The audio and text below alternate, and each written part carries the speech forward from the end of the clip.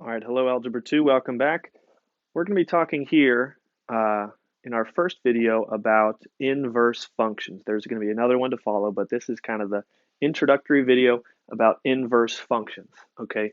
So just a little bit about inverse functions, okay? So you know that f of x is kind of our standard function notation, right? So when we see f of x equals something, that's just kind of giving us, it's just laying out an equation. But when we see this notation, when we're told like f of negative 1 of x, or f to the negative 1 power, I guess, of x, it would be saying the inverse function. And this is the key right here, okay? So to find the inverse of a function, swap the x and y variables and solve for y. It's kind of weird, and it's almost like you do it and you're like, really? That's what we do? But yes, this is true. So to find the inverse of a function, we swap the x and y variables and we solve for y. Okay. Now, you might be looking at these equations like, wait a minute, I don't see a letter y. What's the deal? Well, you might remember too that with f of x, okay, we see this variable f of x. That's kind of interchangeable with the letter y, okay? So like in Algebra 1, when we were graphing lines, you remember the equation y equals mx plus b was the equation of a line, right? But sometimes you would have seen like f of x equals mx plus b, and that would still be the equation of a line as well. So in algebra, f of x and y are kind of interchangeable. They kind of represent the same thing, okay? That's where the y is going to come in, okay? We see it written as function notation as saying f of x, but in reality, we can just write kind of the letter y in its place. Okay, so y equals 3x minus 3. Okay, so that would be the same thing. Okay, so there's my directions. Find the inverse of the given function. Okay, so we see this first one, f of x equals 3x minus 3. And this would actually be the graph of a line. Okay, so you notice I swapped out, I replaced the f of x with the letter y. Again, they're kind of interchangeable. Okay, so to find the inverse of this, again, I do what it says here. To find the inverse of a function, you swap the x and y variables, and then you solve it back for y. Okay, so watch this. Literally, I just swap, right, the x variable and the y variable. Okay, I just swap them. Okay, so look, instead of y equals 3x minus 3, I write x equals 3y minus 3. Isn't that kind of weird? But yeah, that's how we find the inverse of this, right? Because it's literally like inversing or kind of switching the variables. But then I need to solve this back for the letter y. So I want to, now that I got y kind of over here, now that I kind of inversed it, now I want it back in terms of y equals something. Okay, so I want to cancel out all the terms on the same side as the y, move them over to the other side, and then it'll be the inverse equation, okay? And so now we need to kind of reconsider our like rules of algebra where we're kind of undoing the things that are happening around the letter y, okay? So I would plus the 3 to cancel out the minus 3, right? So I do that and I'd be left with x plus 3 equals 3y, okay? And then I would divide by the 3, divide by the 3. Okay, so for this first one, I would get x plus 3 over 3. And again, you could reduce that. You could say x over 3 plus 1, kind of the plus 1 apart from the fraction. But again, this is fine. For our purposes today, this is fine. Okay, so y equals x plus 3 over 3. Okay, and another way we could say that answer would be like the inverse of f of x equals that, x plus 3 over 3. Okay, so that's kind of what we're going for, is like the inverse equation of that. And then we're just doing it with the equations here right now. In the next video on inverse functions, I'm going to show you on the graph what that looks like. Okay, so now looking at number 2, I can kind of replace, right, the f of x with a y. So y equals x plus 1 cubed. Okay, and then, right, I swap out my variables, right? So x equals y plus 1 cubed, okay? And then from here, I would cancel everything out and solve for my letter y, okay? So here's what I have to do, right? I have to think, okay, this is being cubed, right? To raise to the 3 power, this group, okay? So I can't like minus this 1 right now because it's kind of within that group that is being cubed. So what I have to do is cancel out this 3 exponent. And what I would do with that is I would raise it, I would do the cube root, right? Because cube root and cube are opposites, right? And they cancel each other out. And it works the other way as well. So I would take the cube root of both sides. Okay, so I would be left with the cube root of x equals, again, the 3 exponent was canceled, so I'm just left with y plus 1. Okay, and then it's easy, right? Almost done. I just minus 1 from both sides. So I'd be left with the cube root of x minus 1 equals y. Okay, and that would be my equation right there. Cube root of x minus 1 equals y. And again, I could write that as f of, or the inverse of f of x equals the cube root of x minus 1. All right, so it will get a little bit more complicated as we get some trickier equations, but hopefully you get the basics of it there. The 1 and 2 kind of cover the basics.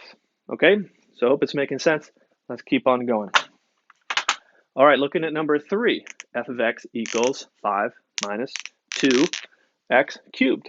So I'm going to kind of skip my step, and I'm going to hope you guys can track with me here. So I'm just going to write x equals 5 minus 2y cubed. Okay, so again, I would replace the f of x with a y and then swap, right? Kind of did 2 steps at once there. And then I'm solving for that letter y, right? So again, kind of order of operations, right? So I'm going to minus this 5. So I'd be left with x minus 5 equals, this is a negative 2y cubed. Okay, I do want to cancel that 3 exponent, but again, with my more complex operations, if I can, I want to kind of go from the most simple operation, so adding and subtracting, to my most complex, dealing with my most complex operations at the end. That's just makes it simplest for me. Okay, so I do want to divide by this negative 2 right now. And I'll divide all this by negative 2, okay? So I'm left with y cubed equals x minus 5 divided by negative 2. And then I have y cubed, right? A 3 exponent there again, just like this one. So I want to cancel that with a cube root. That'll cancel, cube root. So for this, I would get y equals this side, right? So the big cube root of x minus 5 over negative 2. Okay, so that would be solving this sucker out right here. Instead of y, you could write f of negative 1, or the inverse of f of x equals that. So I'm going to keep on trudging along here. Number 4, f of x equals x squared minus 1, all divided by 2. Okay, so I'm going to do my first 2 steps here. Replace it with a y and then swap it. So it'd be x equals y squared minus 1 over 2. Okay. And I'm going to solve for the y, right? So I'm going to write, I can't cancel out anything up here until it's not part of that fraction. So I need to times by the 2. Get rid of that. Okay. So I would have 2x equals y squared minus 1. Okay. And then right before I square root and cancel that 2 exponent, I'm going to plus 1 to both sides. Okay, so let me move my little arrow over here a little bit. So I'm going to get 2x plus 1 equals y squared. Okay, and now my last step is canceling out this 2 exponent by square rooting. Okay, now here's something though, okay, and again, we'll talk about this more tomorrow, not tomorrow, but whenever I make the next video. When we take the square root of both sides, okay, we need to account for both the positive and the negative versions of that answer, okay? Because when I do square something, right, like 3 squared equals 9, or negative 3 squared could also equal positive 9. So when I'm talking about taking the square root of something and canceling out a square, okay, basically, I need to account for the positive and negative versions of an answer, okay? And so when I take a square root of something, how I'm going to write this is positive and negative square root of 2x plus 1 equals y, okay?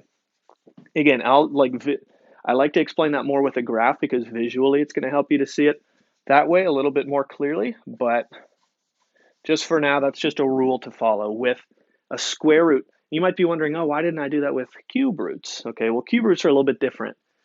Basically, if it has an even number index, so if you take the square root or a fourth root or a sixth root, you'd have to worry about that plus or minus. Okay, again, we'll deal with that more on the graphing video, but just for now, just trust me, include that plus and minus in those situations. Okay, I don't think we'll run into that in any of these other problems, but that's something there. Okay, so again, y equals plus or minus square root of 2x plus 1, or again, y is synonymous here with the inverse of f of x. Two more.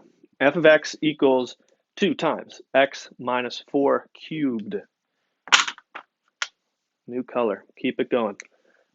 So with this one, again, start it out.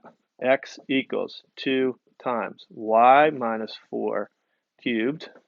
Okay, starting to get this by itself, this letter y, right? So again, I have this cube.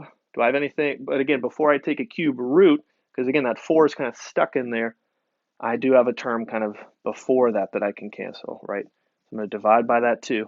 So I have x over 2 equals y minus 4 cubed. Okay, now that group that's being cubed is kind of by itself, so I can cube root it to cancel it, right? I'll cube root that side too. So I'll get cube root of x over 2 equals, again, that group is no longer being cubed, so it's apart from that. And so the y is almost by itself. The last thing I have to do is just plus the 4. Okay. So my final answer here would be the cube root of x over 2. And then outside of the cube root, right, because this plus 4 was not part of what I cube rooted, right? I did the cube root before I plus 4. So this plus 4 is going to be kind of separate from that, equals y, or again, inverse of f of x. Okay, and then my last one here, f of x equals negative 3 times the fourth root of x plus 9. Dark green. There we go. Okay, so for this one, again, same steps. Hopefully you're getting the concept of this. X equals negative 3 times the fourth root of y plus 9. Okay, so again, from here, similar to number 5, where I have a number outside of my radical and then the radical, right? And that plus 9 is kind of stuck in there. Okay, so I need to divide by this negative 3, right, before I cancel out the radical. So I divide by that negative 3, okay? So I get x over negative 3 equals, now my radical is by itself, fourth root of y plus 9, okay? And now, as you can probably imagine, I cancel out a fourth root by raising to the fourth power, right? So I'm going to raise this to the fourth power. And you've got a couple options here. You could either leave this as just in parentheses without kind of simplifying, or you could distribute this fourth root, okay? And you could say x to the fourth over 81, because negative 3 to the fourth power would be positive 81, okay? Again, either one of these is acceptable. And then for this one, yeah, the plus 9 is the last thing that's keeping the y from being by itself. So I'd minus 9. Again, this minus 9 is going to be kind of apart from this fraction because it was not part of what was being divided and then also what was being raised to the fourth power. So my final answer here is going to be y equals x to the fourth over 81 and then minus 9 separately from that, okay? So x to the fourth over 81 minus 9 equals y, or again, inverse of f of x. So there's the basics on kind of solving and finding your inverse of your certain functions, okay? But again, I'm going to show you in another video here what the graphs look like of inverse functions and kind of how we check to make sure that these are true inverses, okay? So thanks for following. Good job.